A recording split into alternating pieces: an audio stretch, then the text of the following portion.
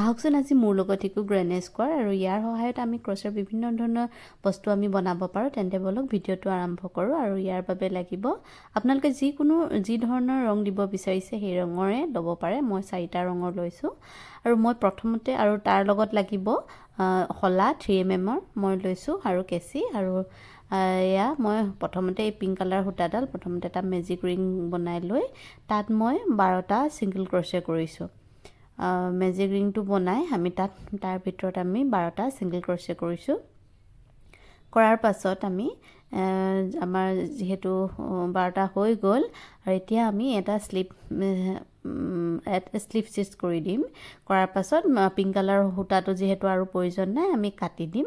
কটা হোৱাৰ পাছত এয়া আমাৰ হ'লনে এইটো বনালোঁ। এতিয়া আমি বনাম নীলা অংশটো আৰু এই নীলা অংশটো বনাবৰ কাৰণে ঠিক একেদৰে মই এতিয়া সেই পিংক কালাৰ সেই 12টা ঘৰত আমি প্ৰত্যেকটো ঘৰতে আমি এটা ঘৰত আমি 3টাকৈ ডাবল ক্ৰছে কৰিম। একেবাৰে সহজ, আপোনালোকে চাই গৈ থাকক আৰু পাৰিলে আপোনালোকে লগতে কৰি যাওক।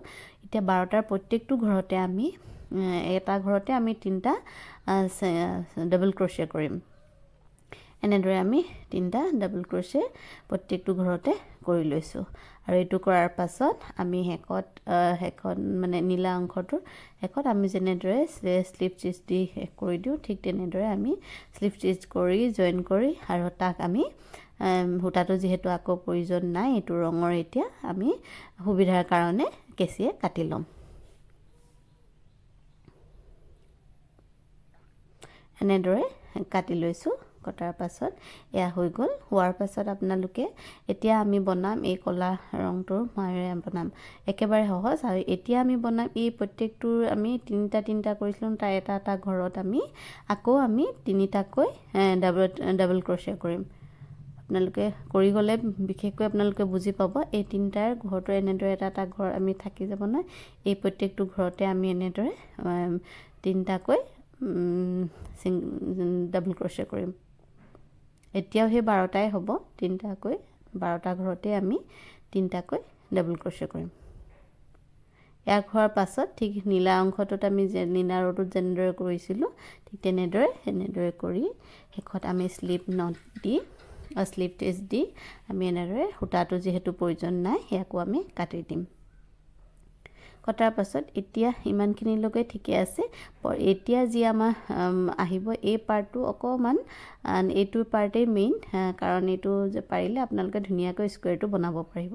এতিয়া এয়াও বহুত বিশেষ টান নহয়। আপোনালোকে প্ৰত্যেকটো এনেদৰে 12টা ঘৰতে কৰিব লাগিব।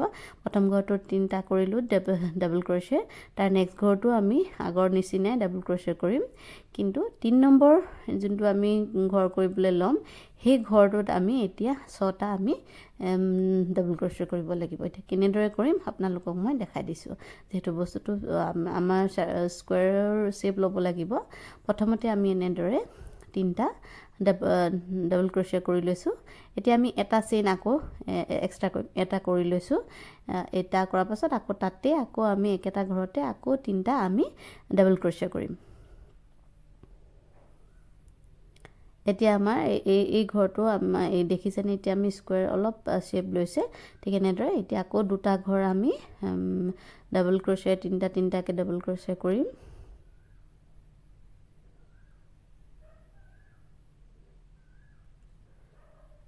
কৰিছোঁ। কৰা হোৱাৰ পাছত আৰু আমি আকৌ এনেদৰে 6টা ঘৰ আকৌ কৰিম। 6টা ঘৰ কৰোঁতে প্ৰথমতে 3টা কৰি ল'ম, তাৰপাছত এটা চেইন কৰিম, তাৰ পাছতহে আকৌ 3টা আমি কৰিম। এতিয়া এনেদৰে কৰি গ'লে হ'ল। সেইটো হোৱাৰ পাছত আকৌ 2টা ঘৰত কৰিম ডাবল ক্ৰছে 3টাকৈ, তাৰপাছত আকৌ এনেদৰে 6টা ঘৰ। এনেদৰে আমি চাৰিওকাষে কৰি ল'লে আমাৰ গোটেইকেইটা যদি কৰি যাওঁ এনেদৰে স্কুৱেৰ শ্বেপ ল'ব। আৰু এয়া আমাৰ এনেদৰে মই আগতে কৰি ৰখা ঠিক দেখাই থৈছোঁ, যেনেদৰে দেখাইছোঁ ঠিক তেনেদৰে শ্বেপ হৈ যাব। আৰু খুব সহজ, আপোনালোকে এবাৰ ট্ৰাই কৰি চাব। আৰু এইটো পাৰিলে আপোনালোকে বিভিন্ন ধৰণৰ ক্ৰছৰ বস্তুসমূহ বনাব পাৰিব। আৰু যদি আপোনালোকে মোৰ পেজ আৰু ইউটিউব চেনেলৰ নতুন তেন্তে আপোনালোকে মোৰ চেনেলটো ছাবস্ক্ৰাইব বা ফ'ল' কৰি ৰাখিব। এনেধৰণৰ বিভিন্ন ধৰণৰ টিউটৰিয়েল মই আপোনালোকলৈ মাজে সময়ে লৈ আহি থাকোঁ। অসমীয়াত আনো মই আপোনালোকে কওঁ, আপোনালোকে বুজিবলৈ সহজ হোৱাকৈ মই বুজাবলৈ চেষ্টা কৰোঁ।